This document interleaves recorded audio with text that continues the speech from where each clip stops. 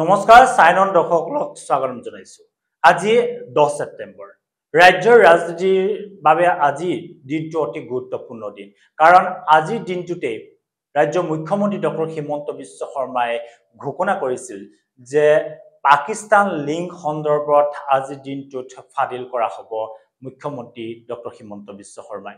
যেহেতু গৌৰৱ গগৈৰ পাকিস্তান লিংক সন্দৰ্ভত SIT গঠন কৰা হৈছিল আৰু সেই SIT প্ৰতিবেদনখন ৰাজহুৱা কৰা হ'ব আৰু এই আজিৰ দিনটোক লৈ গভীৰ অপেক্ষাত আছে ৰাজ্যবাসী। ৰাজ্যৰ ৰাজনীতিৰ সেই গুৰুত্বপূৰ্ণ খবৰটো আমি জনাই ল'ব বিচাৰিছো আৰু আজিৰ দিনটোতে মুখ্যমন্ত্ৰী ডক্টৰ হিমন্ত বিশ্ব শৰ্মাই গৌৰৱ গগৈৰ পাকিস্তান লিংক সন্দৰ্ভত তেওঁ গুৰুত্বপূৰ্ণ মন্তব্য কৰিছিল আৰু যেহেতু গৌৰৱ গগৈয়ে পাকিস্তানলৈ কিয় আসলতে গৈছিল আৰু কি কাৰণে পাকিস্তানলৈ যাবলগীয়া হৈছিল সেই সন্দৰ্ভত SIT গঠন কৰি দিছিল আৰু এই SIT প্ৰতিবেদন ৰাজহুৱা কৰা হ'ব বুলি আজিৰ দিনটোত মন্তব্য কৰিছিল মুখ্যমন্ত্ৰী। আজিৰ দিনটোত ৰাজহুৱা কৰিব বুলি মন্তব্য কৰিছিল আৰু মুখ্যমন্ত্ৰীয়ে শেহতীয়াকৈ মন্তব্য কৰিছে যে এইটো এটা বহুত ডাঙৰ গোচৰ।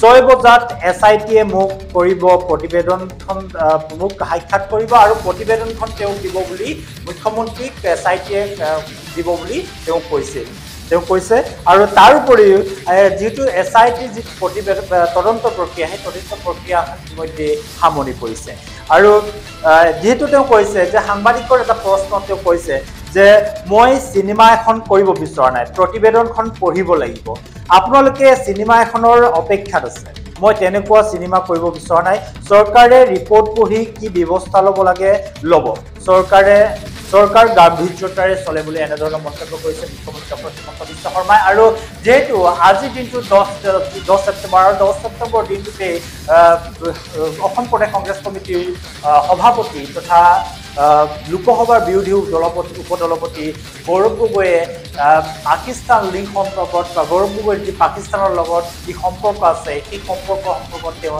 ৰাজহুৱা কৰিব আৰু প্ৰয়োজনত তেওঁৰ বিৰুদ্ধে ব্যৱস্থা ল'ব বুলিও আচলতে মুখ্যমন্ত্ৰী ডক্টৰ হিমন্ত বিশ্ব শৰ্মাই বিশেষভাৱে তেওঁ মন্তব্য কৰিছিল। আৰু যিহেতু আজিৰ দিনটোত সকলোৱে অধীৰ অপেক্ষা কৰি আছিল যে মুখ্যমন্ত্ৰীয়ে কি কৰিব, মুখ্যমন্ত্ৰী কি কৰিবলৈ ওলাইছে বা এই মুখ্যমন্ত্ৰীয়ে যি গঠন কৰি দিয়া SIT প্ৰতিবেদনখনত কি আছে সেই বিষয়সমূহক লৈ আচলতে ব্যাপক সামাজিক মাধ্যমত চৰ্চা চলি আছে আৰু মুখ্যমন্ত্ৰীয়ে কৈছে যে আজিৰ দিনটোত মুখ্যমন্ত্ৰীয়ে কৈছে যে 46 বজাত SITয়ে তেওঁ সাক্ষাৎ কৰিব আৰু SITয়ে সাক্ষাৎ কৰাৰ পিছতে সেই প্ৰতিবেদনখনত কি আছে পঢ়ি চাব, তাৰপিছতে তেওঁ ৰাজহুৱা কৰিব বুলি মন্তব্য কৰিছে। মই জানাত 6 বজাত SITয়ে মোক সাক্ষাৎ কৰিব, মোক প্ৰতিবেদনখন দিব। 10 ছেপ্টেম্বৰ যেনেকৈ কৈছিলোঁ আজি 10 ছেপ্টেম্বৰ তদন্ত আজি সামৰণিও কৰিব। মই চিনেমা কৰিবৰ কাৰণেতো খোজা নাই, গতিকে ৰিপৰ্টটো পঢ়িব লাগিব। আপোনালোকে চিনেমা এখনৰ অপেক্ষা কৰি আছে, মই তেনেকুৱা চিনেমা কৰিব খোজা নাই, ৰিপৰ্টটো দিব।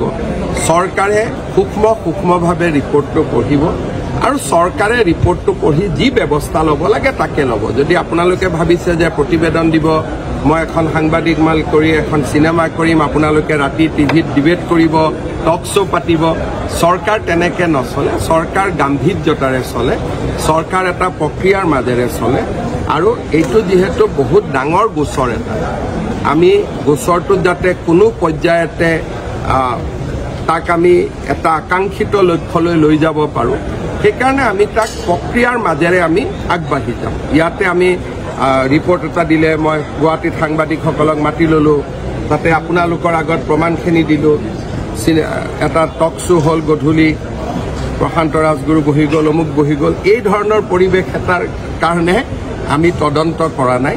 এইটো এটা খুব চিৰিয়াছ ইনকুৱাৰী, দেশৰ সাৰ্বভৌমত্বৰ লগত জড়িত এটা তদন্ত আৰু দেশৰ ৰাষ্ট্ৰীয় সুৰক্ষাৰ লগত জড়িত।